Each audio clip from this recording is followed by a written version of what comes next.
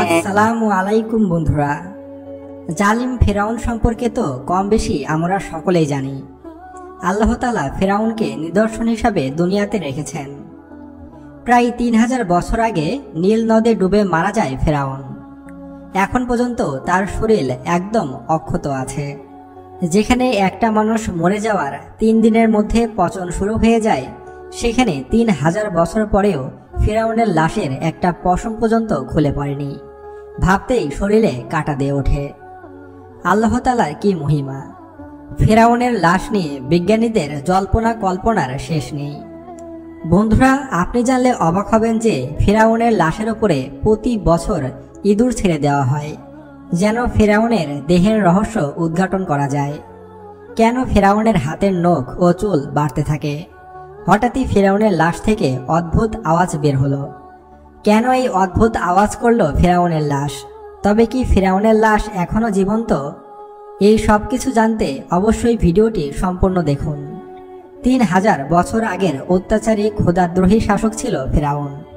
সে নিজেকে খোদা হিসাবে দাবি করত। ফেরাউন আল্লাহর পরিবর্তে মানুষকে তার পূজা ও ইবাদত করতে বাধ্য করত। পবিত্র কোরআনে ২৭টি সূরায় সর্বমোট ৭৪ বার ফেরাউনের কথা উল্লেখ করা হয়েছে এবং এই খোদাদ্রোহী অত্যাচারের করুণ পরিণতির কথাও উল্লেখ করা হয়েছে।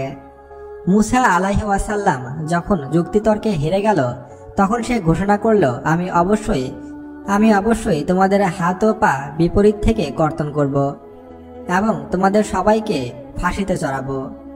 যখন ফেরাউনের মন্ত্রিসভায় এই সিদ্ধান্ত পাশ হয়ে গেল, তখন আল্লাহ পাক রাব্বুল আলামিন মুসা আলাইহিস সালামকে জানিয়ে দিল, হে মুসা, আমার বান্দাদেরকে নিয়ে রাত্রি যুগে বের হয়ে যাও। অতঃপর মুসা আলাইহিস সালাম যখন তার কওম বনি ইসরায়েলকে নিয়ে চলতে শুরু করলেন, যেতে যেতে তিনি লোহিত সাগরের পাড়ে গিয়ে পৌঁছালেন। তখন তার কওম দেখতে পেল পিছন দিক দিয়ে ধেয়ে আসছে ফেরাউন ও তার দল। সামনে উত্তাল সমুদ্র ও পিছনে ফেরাউন বাহিনী। মুসা নবীর কওম বলতে লাগলো, নিশ্চয় আমরা ধরা খেয়ে গেলাম। উত্তরে মুসা নবী বললেন, কখনোই নয়, নিশ্চয়ই আমার সাথে আমার রব রয়েছেন, তিনি আমাদেরকে পথ প্রদর্শন করবেন। সুবহানাল্লাহ। অতঃপর আল্লাহ তাআলা বর্ণনা করলেন, হে মুসা, তুমি তোমার হাতের লাঠি দ্বারা সমুদ্রে আঘাত করো। সমুদ্রে আঘাত করার সাথে সাথে সমুদ্রের বুক চিরে বিশাল প্রশস্তময় রাস্তা তৈরি হয়ে গেল। সুবহানাল্লাহ। সাগরের দুপাশে পানি বিভক্ত হয়ে পাহাড়ের মতো দাঁড়িয়ে রইল। আমরা জানি লোহিত সাগরের গভীরতা প্রায় ৪ থেকে ৯,০০০ ফুট। সুতরাং সমুদ্রের তলদেশে মাটি প্রকাশ পেয়ে দুপাশের পানি প্রায় ৯,০০০ ফুট উঁচু হয়ে দাঁড়িয়েছিল। সুবহানাল্লাহ। শুরু সেই পথ দিয়ে মুসা ও তার কওম খুবই স্বাভাবিকভাবে সমুদ্রের পাড়ি দিয়ে ওপারে চলে যায়। ফিরাউন ও তার দলবল নিয়ে যখন এসে দেখতে পেল লোহিত সাগরের মাঝখান দিয়ে বিশাল রাস্তা বের হয়ে গিয়েছে, তখন তার উজির হাসান বলতে লাগলো, আমরা ইতিপূর্বে দেখেছি লোহিত সাগরে কোনো রাস্তা নেই, তাহলে এখন কিভাবে রাস্তা হলো? তখন ফেরাউন উত্তর দিল, এই রাস্তা ফেরাউন নিজে নির্মাণ করেছে। আল্লাহ তাআলা পবিত্র কোরআনে বলেন, আমি আল্লাহ তাআলা বনি ইসরায়েলকে সমুদ্র পার করে দিলাম, কিন্তু ফেরাউন ও তার দল বনি ইসরায়েলের পিছু ধাওয়া করল। ফেরাউন ও তার দলবল যখন মাঝ সাগরে এসে পৌঁছালো, তখন আল্লাহ তাআলা সমুদ্রকে ঘোষণা দিলেন। তখন দুদিক দিয়ে পানি এসে তাদের দলবল সহ ফেরাউনকে ডুবিয়ে দিল। মরার আগে ফেরাউন বলতে লাগলো, আমি ঈমান আনলাম, আল্লাহ ছাড়া কোনো মাবুদ নেই। আমি আল্লাহর প্রতি ঈমান আনলাম, যে আল্লাহর প্রতি ঈমান এনেছে বনি ইসরায়েল। আমি সেই আল্লাহর প্রতি ঈমান আনলাম, যে আল্লাহর প্রতি ঈমান এনেছে আল্লাহর পয়গম্বর মুসা এবং হারুন আলাইহিস সালাম, এবং আমি মুসলমান হয়ে গেলাম। সুপ্রিয় বন্ধুরা, ফিরাউন সেই সময় ঈমান আনলেও তার ঈমান গ্রহীত হয়নি। আল্লাহ তাআলা বললেন, তুই এখন ঈমান আনছিস, ইতিপূর্বে তুই ছিলি চরম অবাধ্য এবং পৃথিবীতে ফ্যাসাদ সৃষ্টিকারী। আল্লাহ তাআলা বলেন, আজ আমি তোর দেহকে রক্ষা করব, যেন তুই পরবর্তী লোকদের জন্য নিদর্শন হয়ে থাকতে পারিস। নিশ্চয় অধিকাংশ মানুষ আমার মহাশক্তিশালী নিদর্শন হতে গাফেল।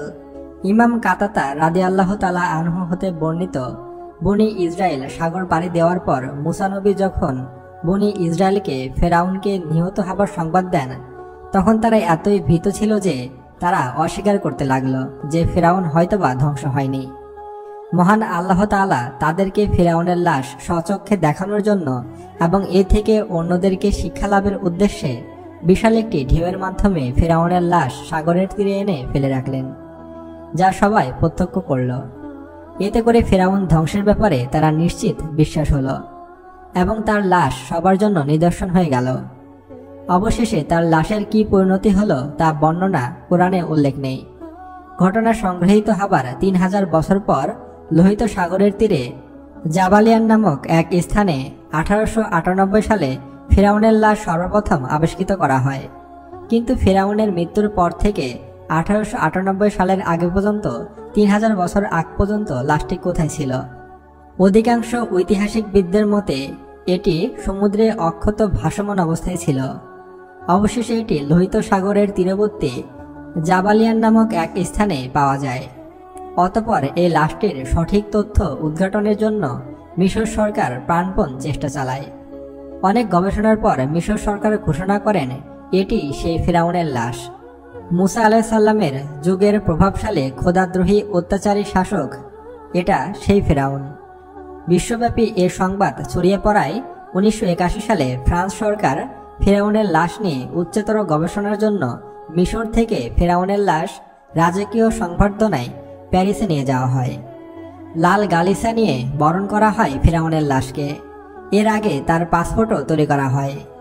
পাসপোর্টে তার নাম লেখা হয় মহান মিশর সম্রাট। বিখ্যাত সব গবেষক সারা রাত ধরে গবেষণা করে বলেন এই লোকটির মৃত্যু হয়েছে সাগরে এবং তার শরীরে লবণের কণা পাওয়া গিয়েছে। সামুদ্রিক মৃত্যু ছাড়া এমন লবণের কণা পাওয়া সম্ভব নয়।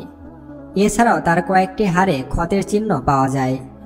এতে প্রমাণ হয় বড় বড় ঢেউ রুখতে গিয়ে এমন ক্ষত সৃষ্টি হয়েছে। ডক্টর মরিস বুখাইলকে কেউ একজন বলেন মুসলমানদের কোরআনে এমন তথ্য রয়েছে যা মিশরের মানুষ সবাই জানে। মরিস বুখাইল বিস্মিত হন। তিনি বলেন অসম্ভব, আমরা তো মাত্র গবেষণায় এই তথ্য পেলাম। আজ থেকে 1400 বছর আগে মোহাম্মদ কিভাবে এটা জানল? তিনি নিজে সৌদি আরবে গিয়ে কোরআনের ভাষা শিখে কোরআন গবেষণা করতে শুরু করেন। এরপর সত্যি তিনি জানতে পারেন 1400 বছর আগে কোরআনে এই তথ্য আছে।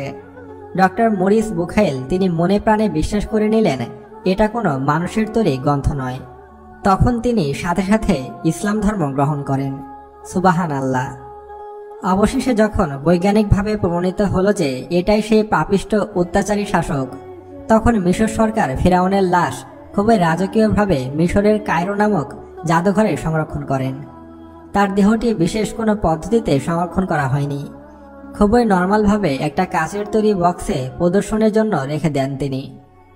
এটির ব্যাখ্যা বিজ্ঞানীরা আজও দিতে পারেনি। যেখানে অন্যান্য লাশ মমি করে রাখলেও নষ্ট হয়ে যায়, সেখানে ফিরাউনের লাশে কোনো মাছিও বসে না, পোকামাকড়ও তাকে ঘৃণা করে।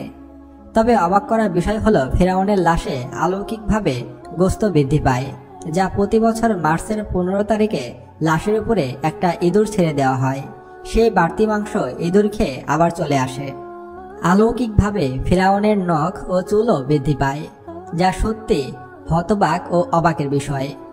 সম্প্রতি ফিরাউনের লাশে অদ্ভুত আওয়াজ বের হয়, যা গোটা বিশ্ববাসীকে ভয় পেয়ে দিয়েছে।